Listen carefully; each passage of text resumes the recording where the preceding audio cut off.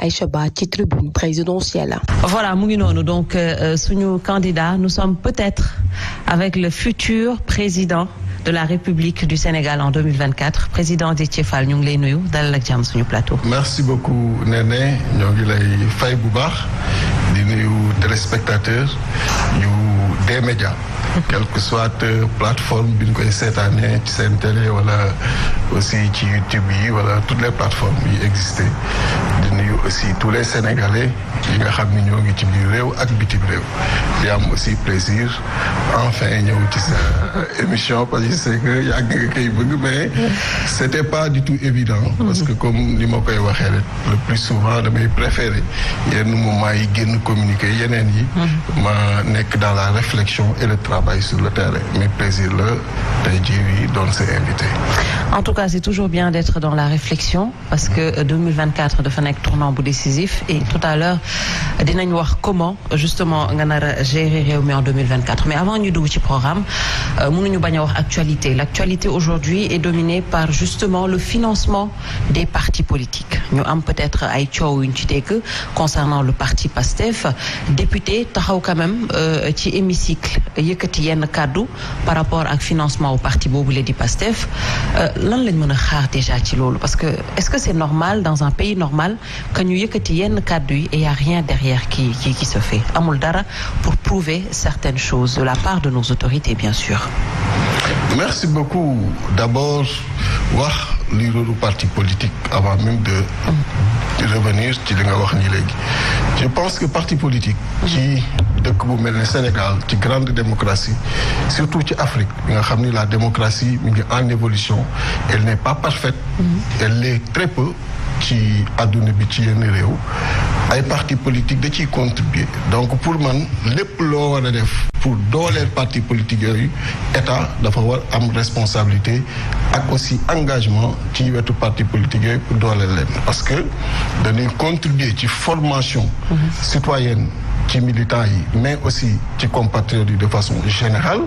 dañuy contribuer aussi ci l'engagement politique parce que nit bu nekkul ci lenn nekk ci leneen et quoi qu'on puisse dire bu fekkee ñëpp encadré na leen ñu ñëw ci ay partis politiques c'est une excellente chose pour la démocratie tout ça pour dire que les partis dañu war encourager seen création yi am encadrer seen existence et par conséquent nous sommes contre les dissolutions de partis politiques et on en a connu récemment le parti PASTEF nga xam ni kii seen leader di le président Ousmane Sonko c'est un ami et frère c'est quelqu'un bi nga xam ni aussi je partage avec lui la coalition Yewwi Askan Wi xam ni mu mel xam ki mu doon xam aussi yéene bi mu am pour askan wi xam aussi li nekk ci xolam mu yéene ko askan wi képp ak tous les sacrifices yi muy consentir pour askan boobu comme le parti bi nga xam ni moom mooy son président maintenant xam nga man ay spéculation ku ma xam ni nekkuma ci parce que je suis un scientifique sérieux et par conséquent lépp lu may wax rek tant que teyiwu mu lu wér dama ciy bëgg nekk donc financement parti politique yi dans beaucoup de pays d'ailleurs état da ci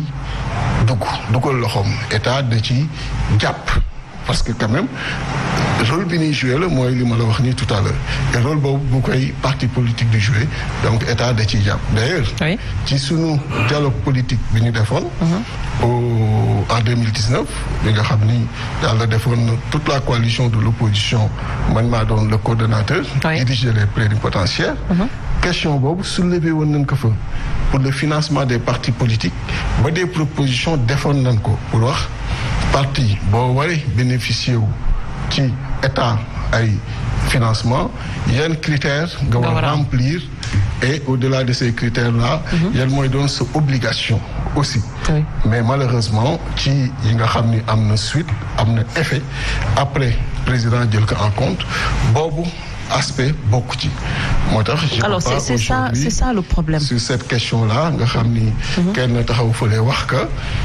may ñëw naan maa ngi ciy dugg très sincèrement d'accord peut-être ci wax boobu sax mais li ma mën a wér mooy connaissant Ousmane connaissant un peu li nga xam ni moom laa xam ci moom en termes de probité xam naa ni yooyu moom jusqu'à preuve du contraire mënuma xalaat mënuma jàpp ni ma nga ca wala xam na ni jóge na fenn wala ñëw ci moom mu ciy dugg. donc loolu moom je le rejette. c'est ça, c'est là-bas. Maintenant je le dis encore une fois il faut que l'État xam ni devoir am la à la limite même obligation la compte tenu de ce que les partis politiques jouent ci réew mu accompagner ces partis là et di rappeler le président Macky Sall que dialogue politique bi nga xam ni defoon na ko traité nañ question boobu les conclusions sont là il n'a qu'à les appliquer et ce débat là très sincèrement jóg leen wax diw def na lii diw def na lële. moo tax qu'est-ce que vous et on a l'habitude aussi qu'est-ce que vous préconisez justement qu'est-ce que vous préconisez pour justement ñu dépasser justement cette étape parce que da nga wax tout à l'heure lu am importance muy spéculation mais lu toll nii quand même c'est aussi dangereux mënuñu jël autant d'argent jël ne ko parti politique bi moo ci bénéficié wu alors que ay spéculation la wala peut-être amuñu ci benn preuve donc il faudrait peut-être ñu xool yan solution la ñu mën a teg pour éviter cette situation parce que vous l'avez dit c'est pas la première fois on a entendu les 7 milliards fonds taïwanais mu ngi fi encore c'est récent aujourd'hui on entend 200 millions de dollars alors qu'est-ce que tout cela yéen lan ngeen di xalaat peut-être pour régler cette situation concrètement. xam nga moom laay wax c'est vrai que loolu il faut ñu génne ki le président Macky Sall effectivement en 2012. amoon na ci ay solutions wax nga jël na ay nii nangam mais gis nga ni mu jéewul fenn. ñu ko doon wax génnaat nañ ci. bu ñuy jub élection rek yu mel noonu day am daanaka et pour man lu mën a ñàkk la. lu mën a ñàkk la parce que ku ni ma tey jii nii Ousmane am na loolu te man mi ko xam naa ni yoru ko nii yoru ko il l'a pas. donc pour dire un peu loolu est-ce que waruñu leen sanctionner un peu que ni ñuy financer parti gis nga ñëpp et surtout moom ce sont ces militants qui se mobilisent pour ñëw di ko jàppale. bi ñuy dem élection législative bi ñuy dem élection présidentielle appel la ñu def nit ñi jóg ku nekk joxe sa dërëm dem. donc amul xaalis bu fi nekk au niveau de l'opposition mais tey opposition mentalité bi changé na li mu changé mooy bu njëkk le leader lui-même moo doon def daanaka tout mais maintenant ku nekk loo mën da nga ciy jàpp pour accompagner un projet bi nga xam ni c'est un leader qui le porte moo tax tey tu vois ce qui se passe au niveau de Pastef quand il y a une mobilisation de fonds tout le monde se mobilise pour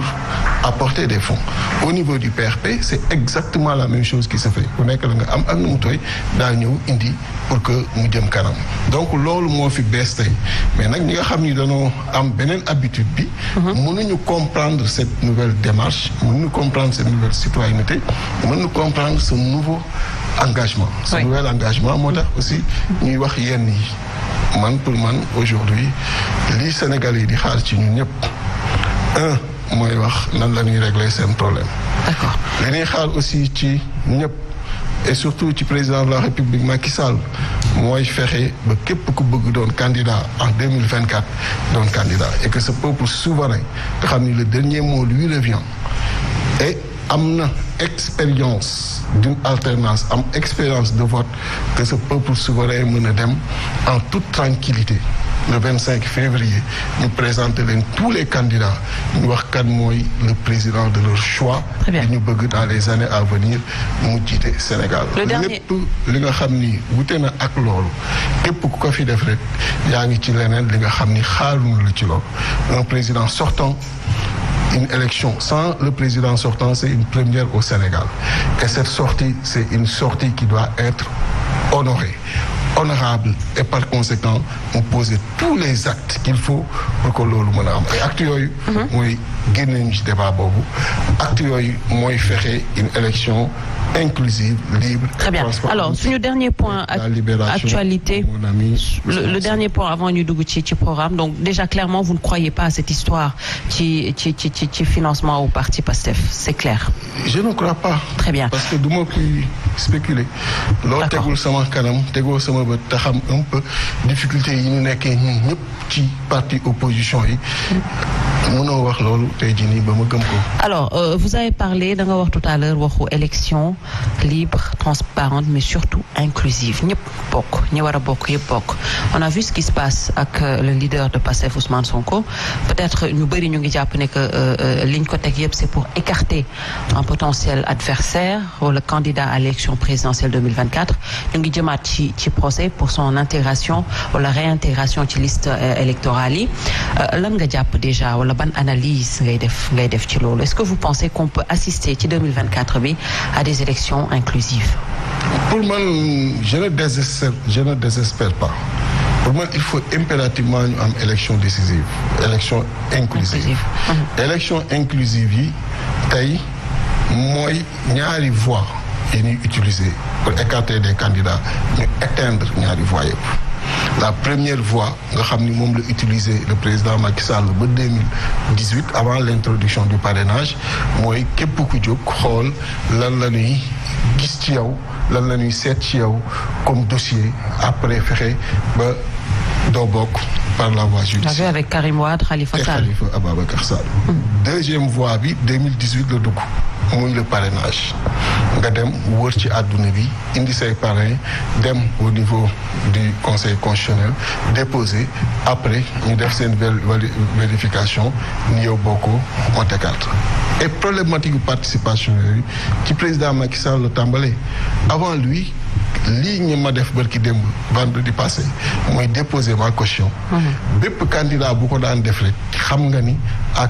99% candidat nga da nga doon commencer léegi sa campagne. mais xoolal tey pratiquement leader yu bëri def nañu loolu mais ku nekk yaa ngi leeragul kan mooy doon candidat et ce qui est assez spécial et moom la ñu bëri comprendre mooy entre le moment de la validation définitive de la candidature et le début de la campagne 13 jours la parce que validation provisoire bi le 12 la le 20 janvier mooy définitive la campagne commence le 3 février donc 13 jours bu fekkee nit ki dafa war xaar ba boobu pour am certitude que bokk naag bokkul gis nga li muy indi comme frein ci participation bi li muy indi comme frein ci début campagne bi moo tax muy ne en son temps ku daan def lii rek mois de décembre donc 2 mois 3 mois avant xam nga ni yow candidat nga bu ko defee déployer comme il se faut comme il le faut et loolu le président Macky Sall bénéficié en 2012 c'est-à-dire que bi mu defee caution am avant ça am na benn dossier bu président Abdoulaye Wade yëkkati woon ñu convoqué ko commissariat ñun ñëpp ñu mobilisé wu j'étais dans l'opposition ñu mobilisé wu pour loolu bañ a dem bu ñu génnee ci loolu lañ ko gëj touché bàyyi ko mu bokk doon def tournée te kenn bloqué wu ko il était à l'intérieur du pays et gis nga tey opposition bi képp ku jóg pour def tournée ni lay bloqué man mi dernièrement j'ai adopté une autre stratégie bi nga xam ni damay dugg tous les jours ci biir ak di seeti nit ñi sans tambour ni trompette ni convoi jël benn véhicule 2 véhicules pour mën a atteindre sama objectif te loolu laa def ci parrainage bi loolu laa continué di def nii dans la semaine bi passée daanaka jour yu bëri nekk ma biir Dakar et bu ma jógee fii je vais encore continuer mais loolu mënoon na ñàkk ñi nga xam ni tey ils ont choisi de faire des convois pour dem seeti nit ñi da war encadrer convois yooyu bu ko defee ñu dem yegg ci population comme moom ñi mu bénéficié woo entre 2008 et 2012 de la possibilité d'aller voir les Sénégalais fépp fu mu ko soobee te mosoo dégg benn jamono ñu arrêté convoi mais participation bi mu ñëwee la jafe léegi participer à une élection moo gën a sax jafe campagne gën a sax jafe gagner élection nga xam ni ba à 13 jours du début de la campagne mënoo wax ñan ñooy candidat définitif yi mënoo wax ñan ñooy candidat yi nga jàpp sans risque de se tromper que ñoom ñooy dem élection y a que ça la candidature de son camp moom nga am certitude toutes les autres candidatures c'est un problème donc pour dire que pour man sur cette affaire concernant le président Ousmane Sonko le procès est prévu le 12 et il y a encore une possibilité ce 12-là de lui donner ses fiches de parrainage bu ko defee déjà il y a un retard parce que le dépôt commence le 11 et se termine le 26 décembre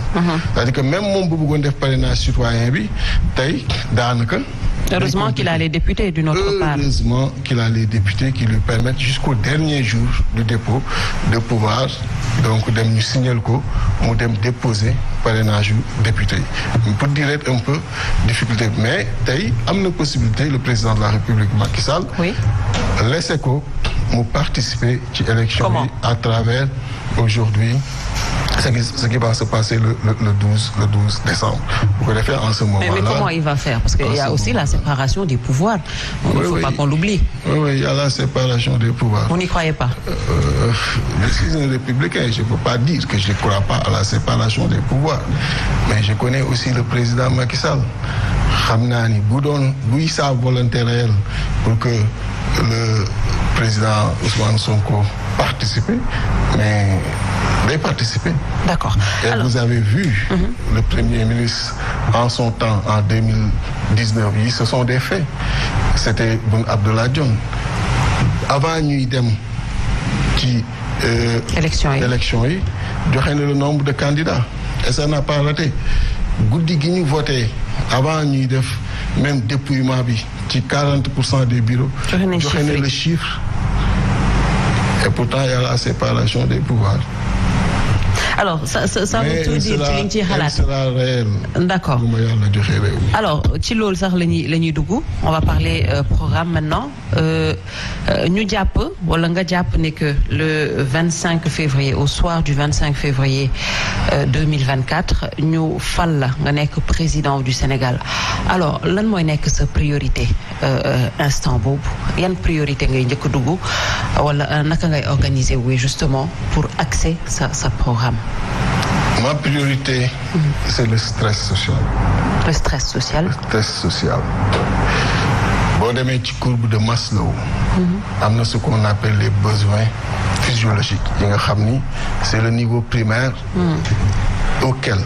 il faudrait s'attaquer. Le stress social, parce que le nombre de pauvres que nous avons au Sénégal, ce nombre est important. Manque d'espoir, manque de prise en charge de ces besoins sociaux dafa toll à un niveau bi nga xam ni képp ku mënul muñ yaa ngi nekk ci yeneen voie et on voit ce qui se passe avec l'immigration clandestine. Ce que ça nous prend comme ay doomu réew mi guddi ak bëccëg et que ce que ça projette comme image par rapport ak yeneen réew yi nga xam ni fa la ñu jëm parce que cette fierté elle est sénégalaise et elle m'habite.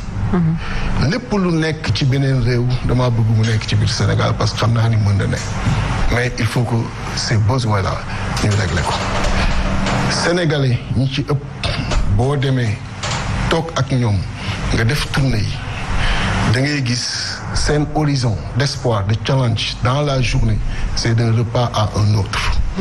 bu ma xëyee ndekki nan laay def ba mën a añ. xam nga ku am cet horizon d'espoir de challenge dans la journée kooku il n'a pas la possibilité de rêver sur de grands projets de rêver sur un grand avenir parce que le challenge de ce quotidien le met à une station d'éveil bi nga xam ni elle est tellement importante que rêve boobu du am pour man c'est ça qu'il faut régler nous de la classe moyenne yàlla may nañu ba cet horizon là nekkatul d'un repas à un autre xëy na nekk na sur un mois xam ni boo amee sa salaire wala am sa leneen mën nga ko planifier sur un mois. Moi je veux que la majorité des Sénégalais puissent au moins faire ce glissement pour être dans cet horizon-là. Mais par quel mécanisme? Par quel mécanisme? Parce qu'on parle de 1 million. Travailler sur les denrées de première nécessité. 1 500 000 familles sont dans la pauvreté. Je vais en venir. D'accord. Travailler sur aujourd'hui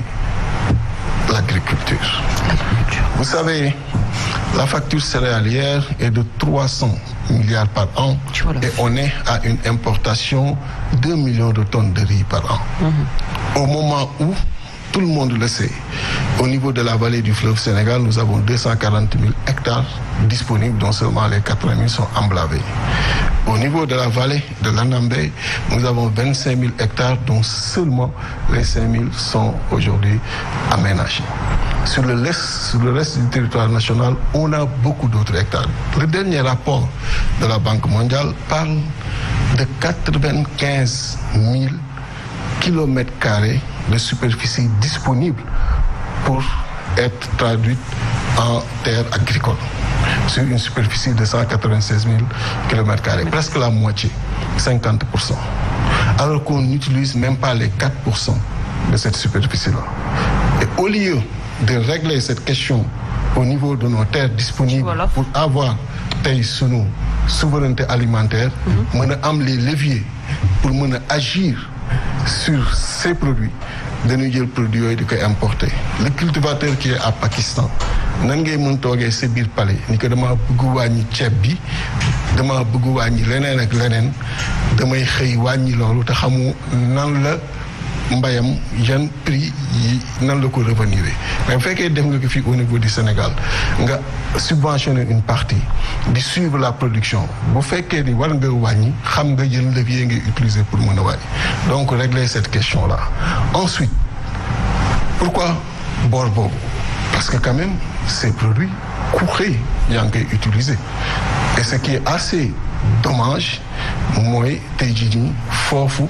la état dugalul loxoom bàyyi la vérité des prix bi appliqué au niveau international vérité des prix yooyu ñëw ménages yi di ko supporter directement et ci loolu mën nañ ci jox exemple yu bëri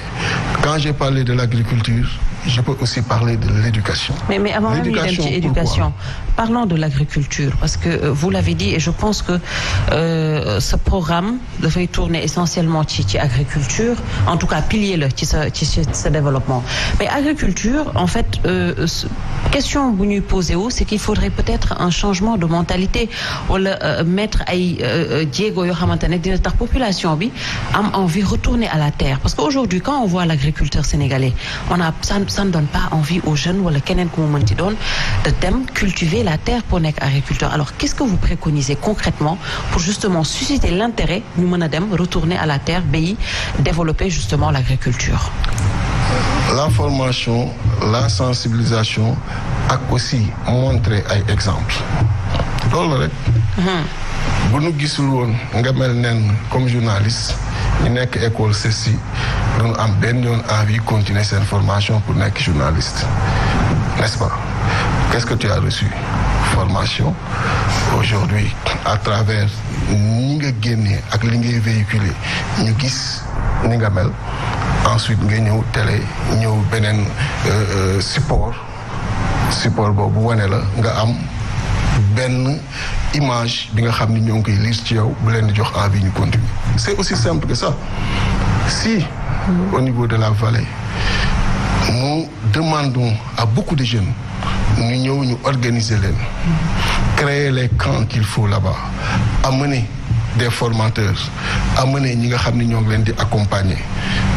définir les des objectifs bien précis état bi xool nan lay accompagner nan lay subventionner yow sénégalais bi toogoon demoo gis ni sa morom bii dem nga xam ni yéen doon xëyee guddi ak bëccëg ngeen di am difficulté ensemble pour régler vos besoins quotidiens nga gis ce sénégalais là aujourd'hui il est devenu millionnaire à travers l'agriculture non seulement ça famille am bi mu bàyyi ci la nga xam ni ma nga cay bay ak ni koy wàññilee njëgam parce que moo nekk ci terrain bi famille boobu mi ngi génn ci pauvreté bi di glisser vers une autre classe nga foog ni beaucoup d'autres sénégalais duñ def la rue là-bas c'est aussi simple et très clair dans notre tête c'est-à-dire que mettre les infrastructures qu'il faut faire cette sensibilisation accompagner de cette formation xool tous les sénégalais qui le désirent les accompagner et vraiment à travers aujourd'hui liñ ciy gagné liñ leen di accompagner à travers aussi vos supports gars yi gis ñu mën a nekk la ñu mën a encourager beaucoup de Sénégalais qui le peuvent ñu dem foofu parce que quel que soit alpha fa la ñu jëm lii ñu nekk nii mënul wéy xam nga d'abord da ngay xam lii ma nekk ne est-ce que mën na wéy est-ce que wala mënul wéy lii ñu nekk nii mënul wéy di jéggaane lépp li nga xam ni moom ngay dundee mënul wéy. Et pourtant on nous avait promis la sécurité alimentaire justement des slogans.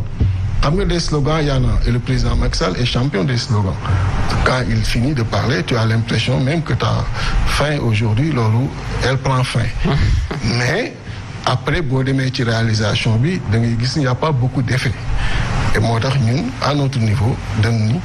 bu ñu yegsee accompagnement bi ñuy def créer de nouveaux Sénégalais yi nga xam ni à partir de l'agriculture am nañu benn standing li wér mooy beaucoup d'autres Sénégalais daanu dem au niveau de la vallée ensuite le ministre de l'agriculture certains services et autres les rapprocher de ces zones amuñu lu ñuy def biir Dakar ak ci sphère yi topp.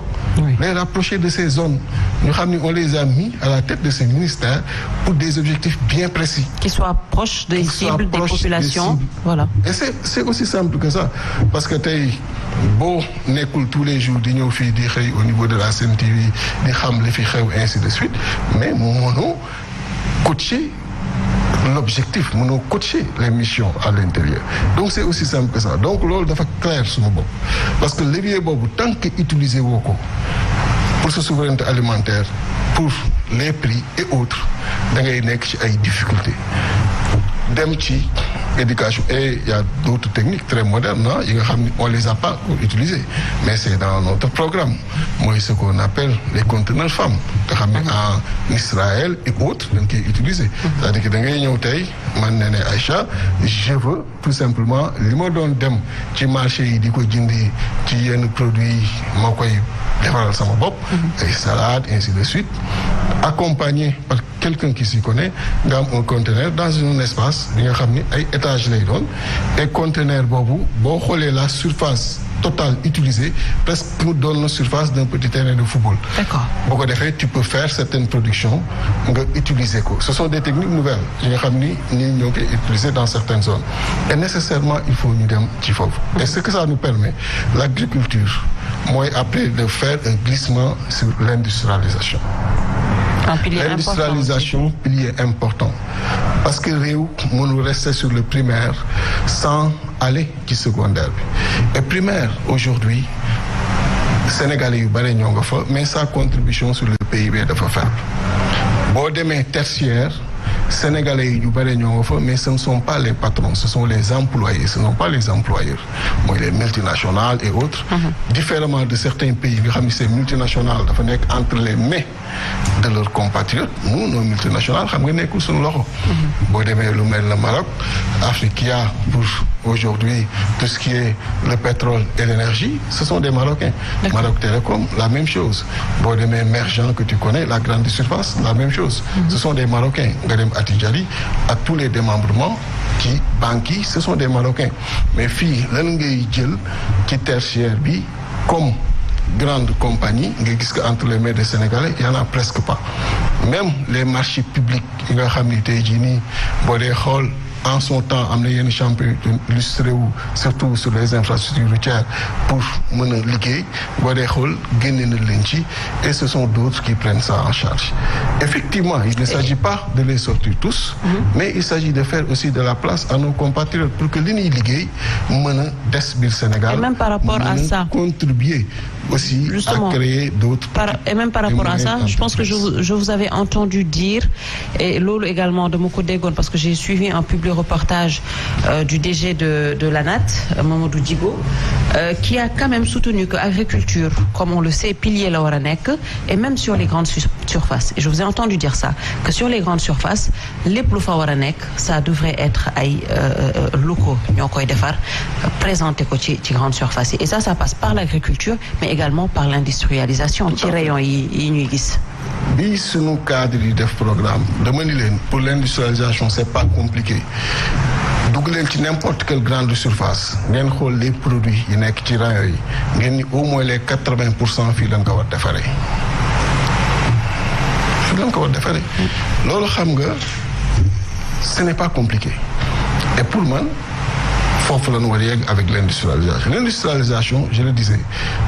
tertiaire on est quasi absent il faut que secondaire bi ñu taxaw fa secondaire bi avantage bi mooy ñaar la sa contribution durable sur le PIB mais emploi yi muy offrir aussi direct comme indirect à travers lii ma wax nii et on a des paradoxes à régler même dans ce secondaire avec yenn entreprise phare yi nga xam ni xam nañ leen gis nga ce qui se passe au niveau de la Sonacos bi nga juddoo ma juddu dañ ko fi fekk mais gis nga d'année en année ni muy régresser le président Macky Sall ci dernière sortem lu mu wax mooy bi muy mer boobu fan yii après qu'est-ce qu'il a dit et qu'on peut retenir que am nañu 1,7 million tonnes yu ñu produit d'arachide et que l'arachide bi ñuy utiliser de bouche et autres pour les ménages ay 350 000 tonnes et Sonacos peut-être 100 000 à 200 000 tonnes lay jël donc 600 000 nga xam ni moom la ñu utiliser daanaka les 1 million 100 000 yi des il faut ñu wuti kun ko jaay xam nga kon donc celui-là il parle pas de transformation il parle pas de la possibilité d'évolution et de création d'industrie pour transformer ce surplus léegi jaay ko ay chinois yi dem transformer ko seen réew après dugalaat dëwlin bi sa biir dëkk nga jaay ko wala dem dugal ko feneen la ca am comme ci transformation bi yëpp yow échappé la alors que en général c'est entre 3 et 4 kilos moom mooy def 1 litre d'huile imaginez 1 million déjà jëlal 1 million de tonnes d'arachide ça te fait 1 milliard de kilos jëlal 1 milliard de kilos même pour être sur des chiffres ronds nga ni chaque 5 kilos 1 litre la ça te fait 200 millions de litres d'arachide très bien yi nga xam ni tey jii nii mën nga que produire sa biir réew une partie utilisée à la consommation industrie bi dox koom-koom bi dox l'autre partie nga mën ko exporter je voudrais que certains produits dans l'avenir made in Sénégal ñu mën leen retrouver non seulement ci suñu ay rayons mais retrouver leen ci rayons yëpp yi nga xam ne mi ngi ci àdduna vous avez vu l'exemple du lait Danone on n'en parle plus mais du lait bi nga xam ni mi ngi jóge Maroc nga xam ni c'était une petite société une petite coopérative bu état accompagné ba tey ce lait là moom nga gis ci surface yu bëri qu'est-ce qui nous empêche de créer des champions ici pour que ñoom it cette production là non seulement puisse servir à la consommation mën continuer également. C'est la grande question et je pense que vous avez des solutions pour ça. Maintenant, et je vais passer parce que j'ai parlé de l'agriculture et du glissement vers l'industrialisation. Je veux parler de l'éducation. Justement, parlons de l'éducation. L'éducation, ça m'intéresse et au plus haut point. C'est qu'avant même oui ci éducation la bëgg a intervenir également parce que avant ñuy dugg parce que éducation formation entre autres dama gisoon ci seen programme parce que ça m'intéresse les abris provisoires parce que je ne peux pas comprendre pourquoi bon maintenant en 2023 on nous parle encore d'abris provisoires et j'ai lu que vous vous donnez peut-être 2 ans pour justement éradiquer wala ñu tàkkaliko carrément ak ces abris provisoires 2012 à maintenant on avait 8000 abris provisoires à partir de 2023 plutôt ñu ngi ci 4000 abris provisoires en moyenne président de la République avant mu doon yéeg également dafa amoon lu mu waxoon ci abris provisoires et que dootuñu ko déggati mais est-ce que def ngeen ay études yu valables yu montrer ni que aujourd'hui sur une période de 2 ans vous allez pouvoir ñu tàkkaliko ak lii di abris provisoires avant ñuy dugg ci éducation et formation. Ce que j'ai dit toujours aux cadres qui ont travaillé sur ce programme mooy leen ne faites pas des promesses des projections yi nga xam ne mën leen ko respecter d'abord c'est la base parce que un programme boo ko présenter un peuple mu jël sa confiance placer la ko c'est ce lien là moom mooy exister entre yow ak peuple boobu et par conséquent il faut que ces promesses soient suivies de réalisation abri provisoire parce que ñun éducation place bi muy occupé la et mënuñu continuer bëgg assurer une éducation de qualité et en toute sécurité di jël sunu doom yi di leen dugal ci abri provisoire yi déjà la question de la sécurité boo xoolee abri provisoire yi ni muy bindoo nga xam ni y a pas de piliers solides yuy tenir le toit et ensuite ci yenn zone yi nga xam ni y a la marmite qui est à côté ñoo ngi ciy togg ak yenn matériaux yi qui sont utilisés tout est possible avec le vent donc pour dire que d'abord la question de la sécurité donc c'est pourquoi on a dit dañuy def focus ci abri provisoire yi régler leen définitivement l'éducation parce que ñun ñëpp on est sortis des établissements publics yow comme man mais aujourd'hui de plus en plus lan la ñuy def suñu doom yi di yóbbu dans le privé parce que au niveau des établissements publics les enseignants sont là ils veulent travailler ils veulent être correctement pris en charge mais l'État ne suit pas la qualité à cause des grèves et autres di dégradé wu c'est ça qui amène les parents d'élèves ñuy dem vers le privé mais le privé a un coût c'est une charge bi nga xam ne ñëw tegu ci mbagg yi bu la yàlla defee nga am 5, 6 enfants nga jël leen tey jii nii ku nekk nga war ko fayal 25 000 30 000 mais rapidement day yéeg entre 150 000 et 180 000 mu war nekk ci sa mbagg te frais de transport yi ñëwagul. La restauration ñëwagul dara ñëwagul. Quels sont les Sénégalais qui ont la possibilité de prendre en charge tous les mois pour frais scolarité ay 200 000 boo jëlee frais yëpp boole ko di jël en charge aussi la location à 150 000 200 000 te dund ñëwagul leneen ñëwagul moo la yóbbu ci ay charges yi avoisiner les 700 et 800 000 yan Sénégalais ñoo mën am possibilité nekk ci loolu moo tax ñu ni il faut l'éducation publique qualité bi mu amoon accompagnement bi mu amoon delluwaat delloo ko te état bañ a dégager sa responsabilité sur la qualité parce que loolu c'est la constitution bañ dégager sa responsabilité mun former convenablement ses concitoyens ñu dellu foofu bu ko defee ce glissement il va toujours exister mais dootul doon la règle ça va être l'exception. Mais pour ça il faut casser la tirelire il faut ngeen toj tirelire bi xaw ma ndax c'est un impératif. moyens yi ça va suivre derrière. C'est un impératif on n'a pas dit qu'on va tout faire. mais au moins li war nga nekk ca ba keneen bu ñëwee mën ko continuer mais état mënul ko ni di génne responsabilité am ci yenn yi loolu laa la bëgg wax parce que boo génnee ci sa responsabilité rek yaa ngi koy porteloo ton concitoyen yaa ngi koy porteloo sa compatriote te amul peut-être ressources yi war pour mën a porter loolu. D'accord. Et boo dee xool ni mu valable aujourd'hui ci éducation publique bi la valable ci santé bi. C'est-à-dire que les mêmes raisons, les mêmes causes yi amené nit ñi di jóge établissement public di dem dans ci établissement privé yi les mêmes également causes moo leen di indi ñu génn ci établissement public de santé yi dem ci clinique yi privé yi parce que justement boo ñëwee xëy na la prise en charge demeewul noonu li fa état waroon accompagner pour que yenn soins yi ñu mën la jël demeewul noonu les plateaux relevés yi nga war xalaat demeewul noonu de ce fait boo bëggee régler yenn questions tu es obligé d'aller ci clinique yi clinique ku nekk xam na li muy coûter mais ñaata Sénégalais ñoo mën am tey possibilité yi yóbbu seen doom ci école privée yi bu nu waree faju ñu yóbbu leen ci clinique yi alors que loolu li ki indi lan la mooy l'État ni mu dégager un peu ses responsabilités sur ces questions donc pour ñun le stress social ba nga xam ni nit ki yooyu nga xam ni warul woon doon des préoccupations ñu fexe ba régler loolu maintenant nag ñëw ak ñoom sur les grands chantiers parce que les grands chantiers mooy fexe ba créer la possibilité au Sénégal ñu gis muy rayonner mën a rassurer et on a dit il faudrait ñu xalaat ñu désengorger Dakar l'idée de Diamniadio aujourd'hui mën nga wax ni wax désengorger lu baax la mais c'est pas Diamniadio. Ah bon? Parce que Diamniadio fait partie de Dakar Diamniadio fait partie du problème. Mais c'est déjà un bon début. Diamniadio fait partie du problème. Pourquoi fait partie du problème? C'est dans la région de Dakar. La région de Dakar, c'est 542 km², c'est 196 000 km², 0,3% de la superficie qui regroupe 25% de la population. Nga am fi 70% des véhicules immatriculés. Nga am fi pratiquement les 56% des établissements de santé. Am fi les 41% du personnel médical. Sur l'axe de Yarakh nga am pour presque 1200 camions qui passent tous les jours donc le problème c'est à l'intérieur de Dakar donc mënoo régler le problème en utilisant. Oui mais c'est déjà un bon début quand on voit que Diamniadio c'est un bon début construire une nouvelle ville des universités et tout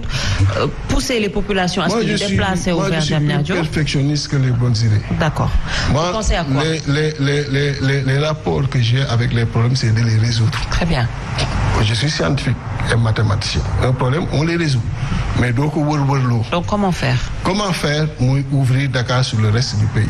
Nous, on a identifié 3 axes. L'axe Dakar qui mène vers Mbour, qui continue sur Kaolack, Demba, Kaffrine, Tambacounda. À partir de Tambacounda, tu as 3 boucles de Wonedef. Tambacounda pour Mouredem Kédougou, Tambacounda, dem Vélingara, Kolda, Ouattissédiou, de là-bas, vous le continuer jusqu'à Bounkiling, Diar Bignona, Dougou Ziguinchor, vous le l'autre sens. Troisième axe, moi l'axe qui mène qui quitte Tamba pour aller vers Bakel, Dembo au niveau de Matam. Donc, sur l'axe au moins qui va jusqu'à Tambacounda, pour desservir toutes ces zones-là, au moins une voie ferrée et une autoroute à péage ou une autoroute tout simplement. Sur le deuxième axe, une partie est faite. Moi, l'axe qui va de Dakar vers Touba. Et à partir de Touba, continuer sur Mbaké, Demdara, Linguère, continuer sur Matam. On fait également une voie ferrée, on fait une autoroute. Le troisième axe, c'est l'axe qui quitte Dakar, Dem vers Thiès, continue vers Touaouane, continue Kébémer, Dem Louga, Dem Saint-Louis, on fait également une autoroute et une voie ferrée. Tant que nous qui mesurer nos déplacements en heure, mesurer en kilomètres, le développement. Excusez-moi. Bon, demain, Europe, nous allons d'une ville à une autre. Ñaata kilomètres la dañ la en voiture tant d'heures la en train tant d'heures la en avion tant d'heures la et il faudrait à travers les infrastructures yi ñuy teg ñu mën kii quitter Dakar wala dem feneen wala kii quitter feneen di ñëw Dakar pour planifier sa journée planifier tout ce qu'il doit faire nous permettre ko muy mën di mesurer ses déplacements en heure et l'intérêt mooy aussi zone yooyu yëpp da nga leen di boole biir Dakar da ngay régler la question de l'inéquité territoriale et ça permet tous les produits qui quittent Dakar très facilement pour atteindre ces zones. Et vous comptez sur le pétrole et sur le gaz. La même chose. Vous comptez sur le pétrole et sur le gaz pour financer tous ces projets parce que bon, je rappelle quand même que nous sommes déjà à plus de 75% par rapport à la dette. Gaz, mais aussi l'État a des partenaires. Nous en avons. Ensuite, nous avons la possibilité, à travers la formalisation de certains secteurs informels, à travers aussi les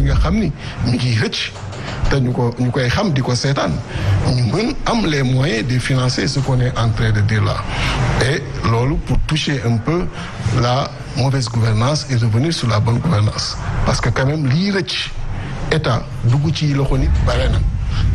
et je n'accuse personne, mais je pense que au niveau de l'administration, dans l'administration, milliardaire, ça ne choque personne. Alors que dans le privé, 20 ans, tu n'es pas milliardaire. Vous avez dit que vous êtes criminalisé. Alors que en réalité, et ça ne choque personne. Pour moi, c'est à attaquer. Pas pour rendre certains pauvres, mais pour que les gens ñëpp moom ko wala yegg ci ñëpp parce que yooyu mooy indi découragement yi bu fekkee dans le même quartier da ngay gis ni kii vous avez le même niveau, le même salaire, après gis nga mu nekk ci yenn train de vie qui ne se justifie pas. Il ne s'agit pas pour nous de venir d'en faire un instrument pour après contraindre certains ñoo fekk si ñu mais je pense que c'est une obligation pour État bu ne li nga xam ni tey nit moomu ko mu xam ni moom ko mu delloo la ko mu dugalaat ko ci économie bi et c'est ça qu'on va faire bu ko defee mu leer ci bopp ñëpp bu ko defee ñu def le glissement dans un seul sens mooy fexe ba les pauvres ñëw classe moyenne tendre vers riches mais il ne s'agit pas d'appauvrir aussi des riches mais ne lépp licite donc yooyu yëpp boo ko defee da ngay am possibilité financer tout ce qu'on est en train de dire là et dina tax aussi Sénégal ubbeeku bañ a yem ci Dakar ku nekk mën a profiter ci biir Sénégal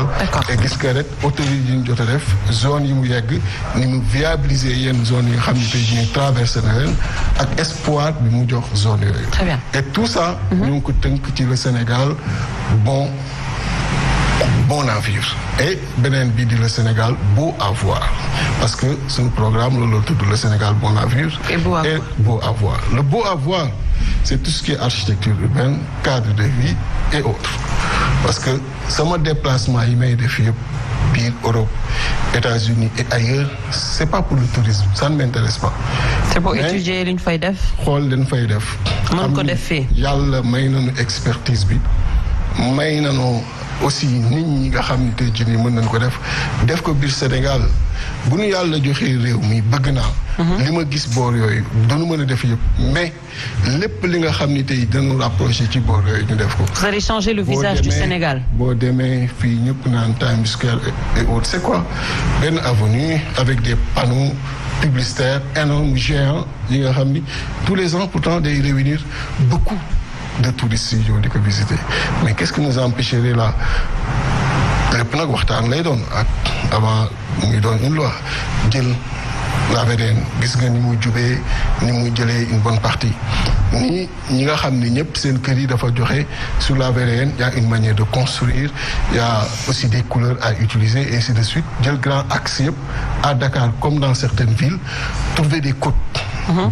de construction et de couleurs yi nga xam ni tey jii nii moom la ñuy utiliser. Vous donnez combien de temps pour def loolu yëpp président. di joxe une identité à notre pays nga xam ni bu ñu la wàccee benn zone sans pour autant même ñu lay wax xam nga fan nga nekk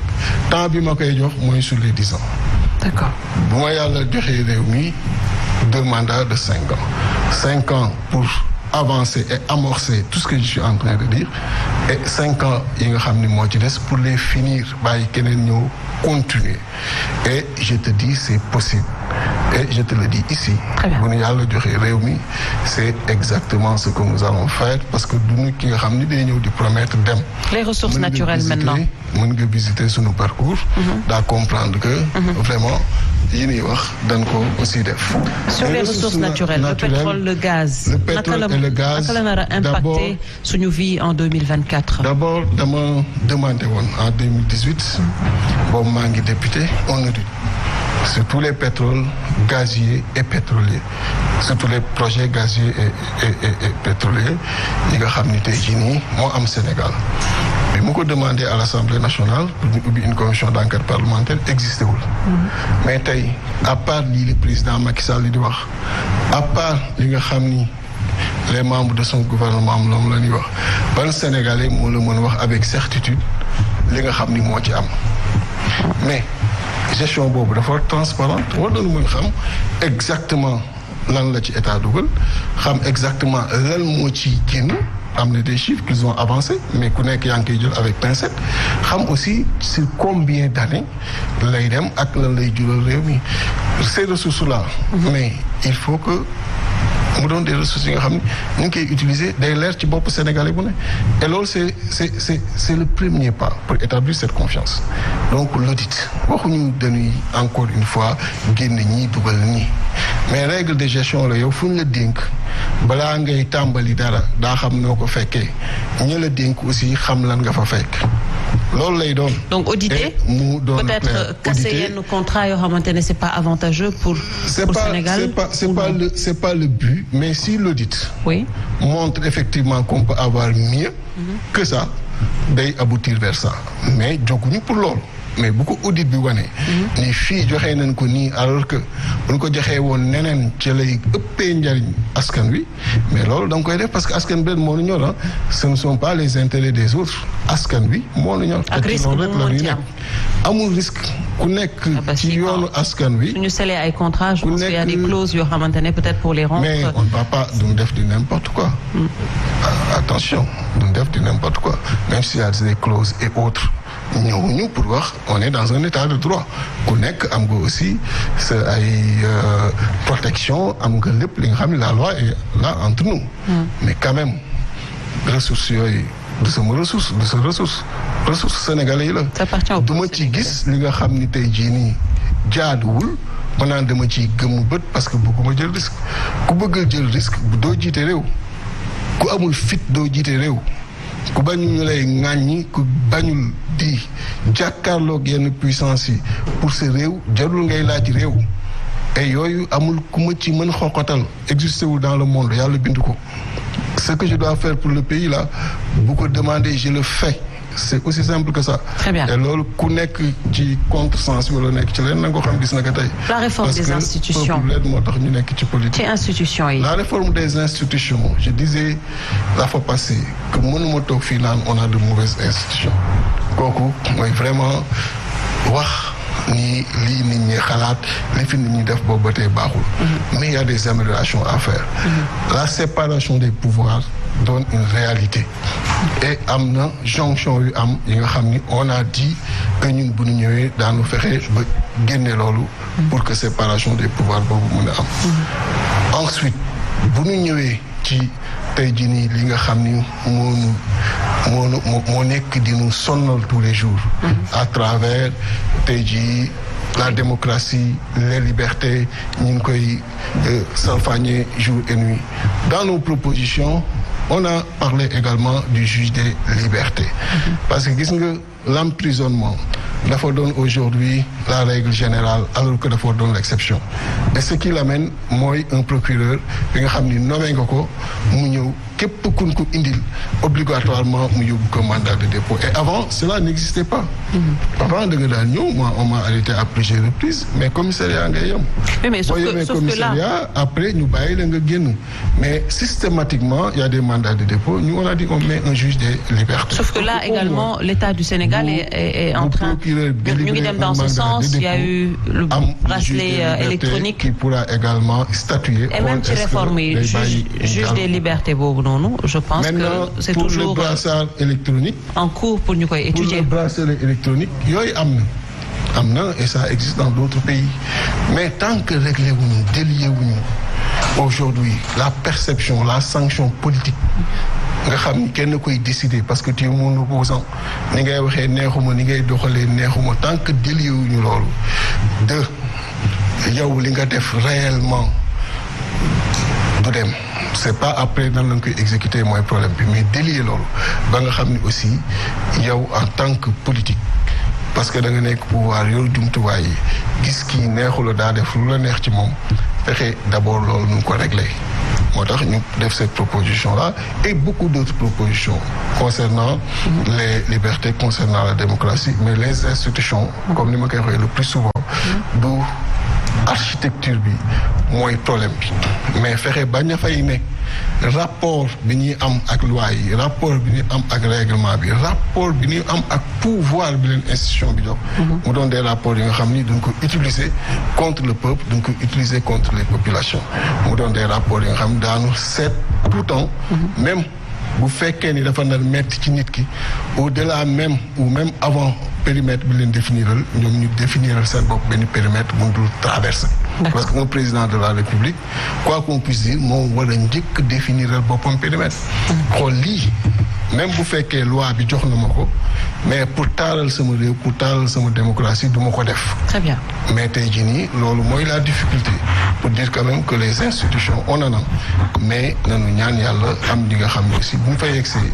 daanu mën a fexe ba tout le pouvoir bi nga xam ni moo fa ne par moment ñu ngi koy utiliser fexe ba ñu définir des limites et pour le reste travailler aussi à ce que la démocratie et les libertés ñu renforcent. Alors li ñu joxoon ci temps peut-être jeex na mais vous avez 2 minutes yoo xamante ne face à la caméra da ngay adresser au peuple sénégalais ce peuple sénégalais qui nous regarde et ce peuple sénégalais qui va voter le 25 février 2024 inchallah wax leen pourquoi ñu war la tànn yow et pas les autres donc vous avez 2 minutes chrono. di la gërëm aussi ce peuple sénégalais nga xam ni peuple bu taaru la peuple bu xam boppam la peuple bu bëgg lu baax la et li ñuy ñëw rek di def bu ñu falee mooy fexe ba ñoom fa ñu ne ñu fekk leen fa parce que du lu bees lu leen di jàngal mais fexe ba ñoom fu ñu ne ñu fekk leen fa def nañu séminaire des cadres bi nga xam ni réunir na 300 cadres définir nañu programme bi nga xam ni képp ko soxla mën nga ko jot aujourd'hui et programme boobu li ñu mënul wax fii mba nga ca ndaxte programme bi nga xam ni dafa ñu teel ay waxtu ñu liggéey ci duru ndaw mais li ma leen di wax rek comme engagement et surtout loolu moo am solo duma ki nga xam ni da ngay wax leen ni génn ci suba duma ki nga xam ni li muy wax doo ko def lépp lu ñu tënk ci programme boobu bu ñu yàlla indee daan ko def et loolu bu ma leen ko waxee ngeen mën ko gëm ndaxte yàlla def na depuis 20 ans ci 2024 bii lañ koy célébrer maa ngi ci politique bi nekk exclusivement ci opposition bi ça veut pas dire que foofu rek la nit war a nekk mais choix la parce que pour man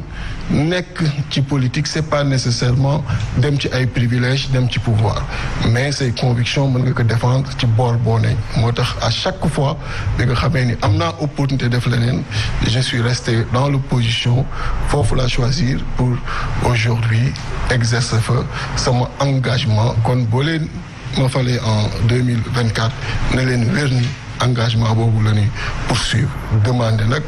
et ça solennellement au président Macky Sall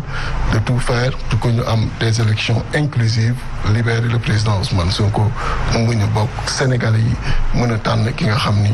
moom moo leen di jiite en 2024. Je vous remercie. Très bien, merci à vous en tout cas d'avoir répondu à notre invitation. Ça a été un honneur, un privilège de vous avoir sur le plateau. Chers téléspectateurs, mu ngi noonu tey on était avec le président Déthié Fall donc di leen jox rendez-vous mercredi prochain ak beneen candidat. Merci à vous.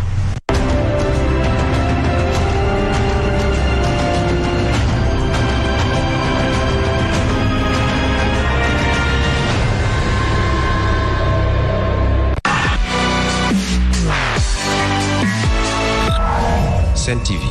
bienvenue chez vous.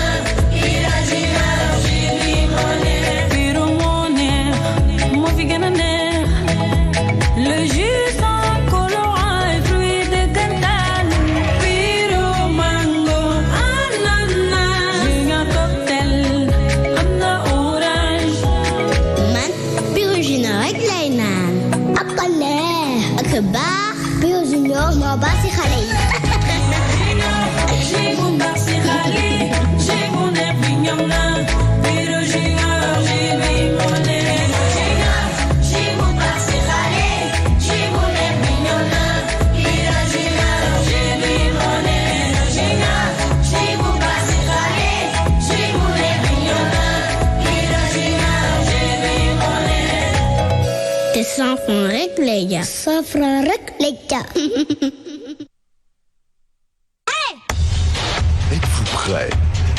Le plus gros bonus de tous les temps. Promotion avec des prix sympas. De nombreuses autres offres de bonus. Retrait et paiement rapide. Application facile à utiliser. Assistance 24h/24 et 7 jours sur 7. OneXBet vous offre plus. Jeu autorisé par la LONASE pour plus de 18 ans.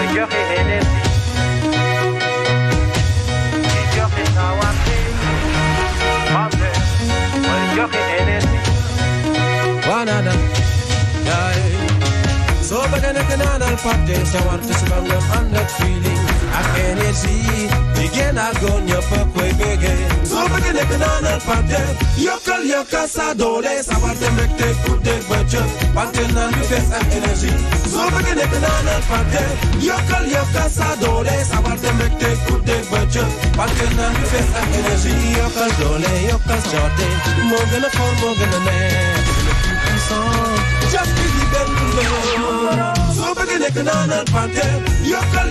sa doole sa parte mbégte fudde bëccëg Pantene naan bu fees ak énergie soo bëggee nekk naanal Pantene moo gën a fort moo gën a neex c'est plus puissant c'est la meilleure.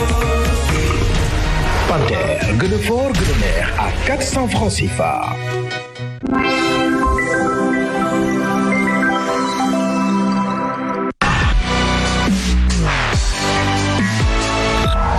Sen TV,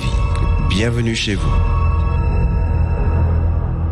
Boisson BX, boisson énergétique, boisson bi lay dolli kattan si lépp gën a fort gën a baax moo leen di may seen émission gis-gis.